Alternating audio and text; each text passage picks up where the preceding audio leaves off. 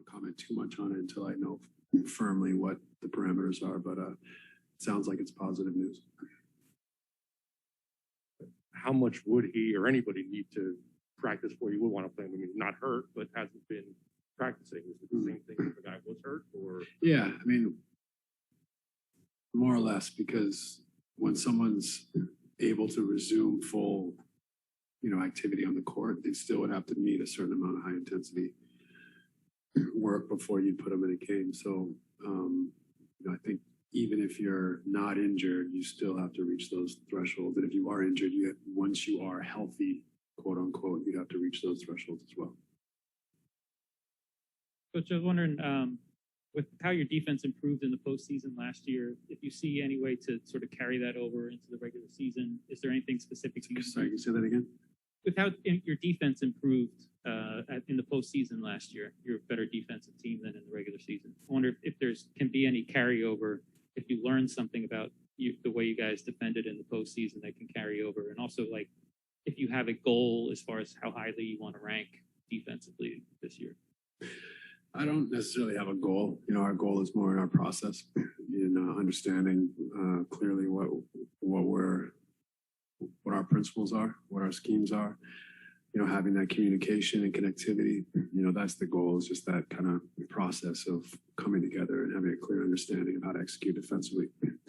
I think the hope is that we have corporate knowledge from last year that will allow us to start at a higher position than we started last year, and with all the stuff that was thrown at us. And I think defensively, the league was really down last year just with the congested schedule. So, can we be better this year? Yeah, we're hopeful of that. And the other part of it is, our guys turned it up a little bit in the playoffs too. So let's not, it's not all about schemes and all that. They were fantastic in the playoffs with their competitive spirit as well. Hey, Coach, starting lineup aside, how's it going?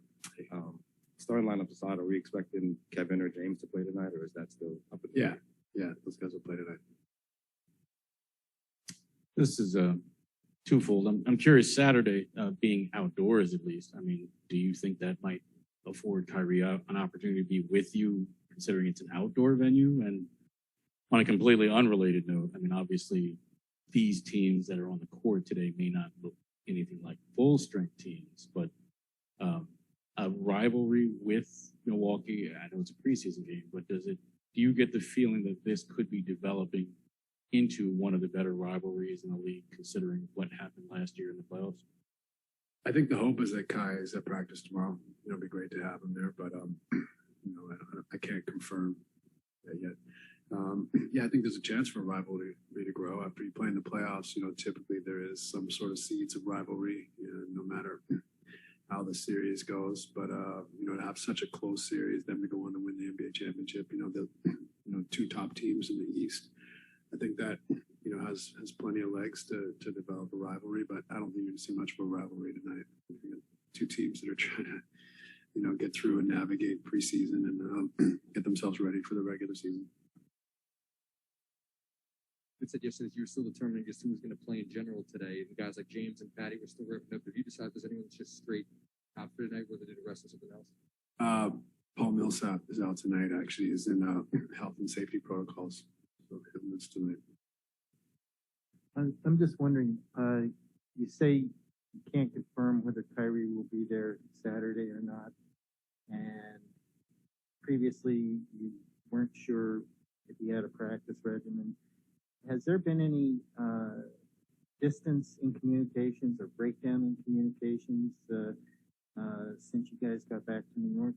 It's been pretty normal.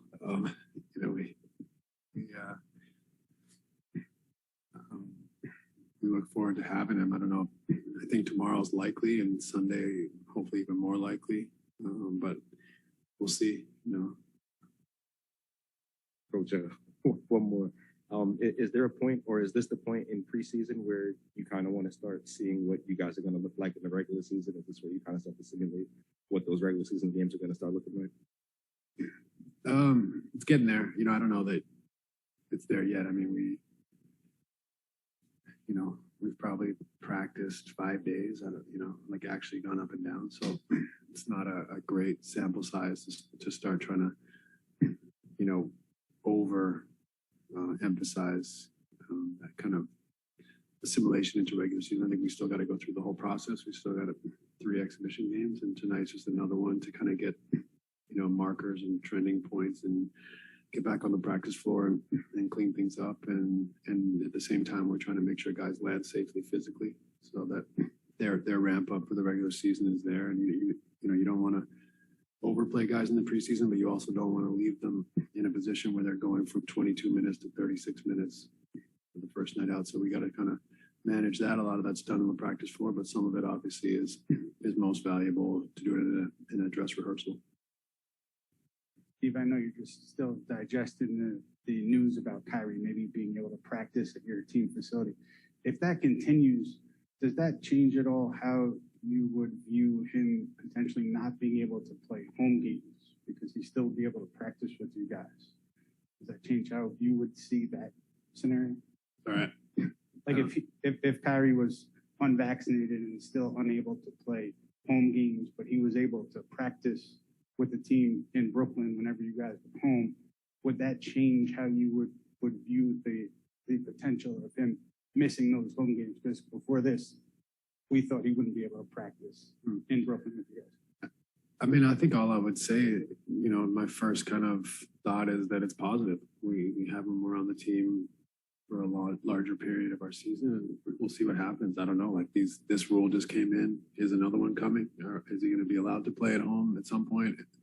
Is he, not going to be able to practice in our facility at some point? We're just following kind of the latest, and I don't think that anyone's really been through this before. And obviously the pandemic has been new to everyone, but now we're in a position where the pandemic's creating all these different new scenarios as well. So I really don't know what to say other than it's positive that he can now rejoin his teammates in our practice center and train, and it gives us more touch points with him, and we'll go from there. Oh, RJ, good. I feel like I'm a shellback right now.